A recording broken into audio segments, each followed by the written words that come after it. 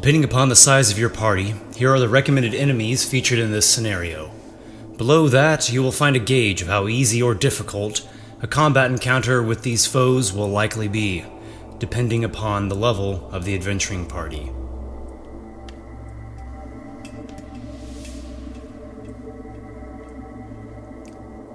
The Pinctagrex is essentially a giant psionic oyster, whose pearl contains its consciousness and mystical power.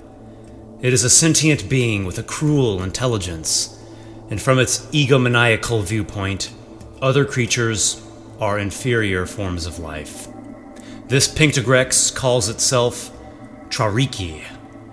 It seeks a living sacrifice to feed both its hunger and its ego. It is submerged just below the surface of the water in the central pool, and at first, it will appear to the characters to be merely a large mollusk. The Sahuagin are the loyal servitors of Trariki, bringing captives for sacrifice from time to time. Their statistics are in the Monster Manual, page 263. When the characters come close to Trariki, either to inspect this oversized mollusk or simply pass by, the lead character hears a voice in his head. The speech is eerie and calm. You are come to make tribute to the great Trariki, Lord of the Grotto. Who of you is the sacrifice? It is not initially apparent whence came this voice. Trariki cannot speak, nor does it understand most common tongues.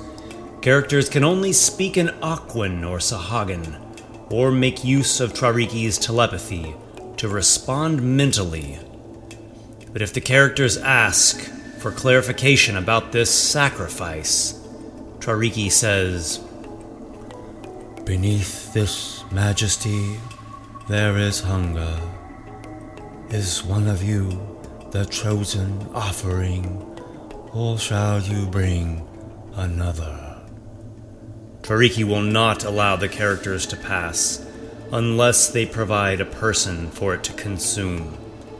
If the characters hesitate, refuse, or become threatening, Trariki will telepathically call to the Sahuagin, who will swim down the submerged channel from the water chamber to the north.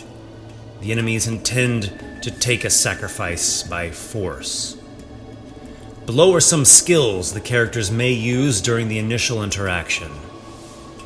Intelligence, Arcana, DC 18.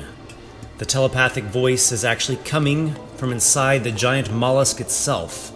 It is a sentient and magical creature known as a Pinctagrex. Inside the shell is a pearl that contains the being's consciousness. The character will know 3 pieces of helpful information about the creature's attacks, resistances, and traits. Wisdom, Insight, DC 10. In order to pass through this room, a person must be sacrificed to the giant mollusk in the main pool. The telepathic voice, whomever it is, seems to hold this Lord of the Grotto in very high esteem. Wisdom Perception, DC 10. Creatures have swam down the submerged channel and are now lurking underwater, just behind the giant mollusk. Charisma, Bluff, which is a contest versus Trariki's Insight. The character can attempt to deceive Trariki by claiming that he will go capture and bring back a suitable sacrifice. Unless the bluff check beats the insight check by 5 or more, Trariki will require one of the characters, or even a valuable piece of their treasure, be left behind as collateral, while the other character goes to collect a sacrifice victim. Combat ensues if the characters do not make a sacrifice or bluff their way out of the interaction. Trariki is in the middle of the central pool, and the Sahuagin are in the deeper channel. Trariki uses overpowering waves on its first turn, then focuses on an enemy spellcaster on subsequent turns, attempting to draw the character in with a force whip, bite, and swallow. Half of the Sahuagin engage an enemy fighter in melee, while the other half throws spears from the submerged channel, where they have half cover. The spear throwers have 3 spears each. It is also worth consulting page 198 of the player's handbook for guidelines pertaining to underwater combat. There are a number of features in the area, such as stalagmites and a rock which can provide cover. There is the central pool, which is about 5 feet deep, requiring underwater combat and swimming with a DC 10 athletics check. The deeper channel is much the same, though the water is 10 feet deep. The cave to the north is filled, again, with 10-foot deep water. There is a slope that leads up into the cove, and the slope is difficult terrain. The cascades next to the slope as well is difficult terrain, and furthermore requires a DC 15 athletics check to navigate. Failing this check by 5 or more sweeps the character 10 feet back in the direction of the central pool, dealing 1d4 bludgeoning damage. The secluded cove is surrounded on 3 of its sides by high rocky cliffs.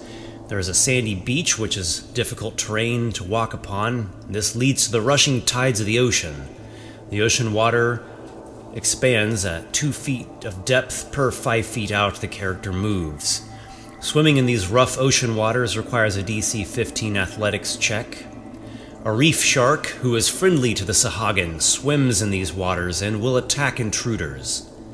A character who swims down and searches the cove rocks with a perception check of DC 10 can find an oyster with a typical pearl inside. And last, and certainly not least, is some suggested treasure, foremost of which is the Pinctagrex's pearl.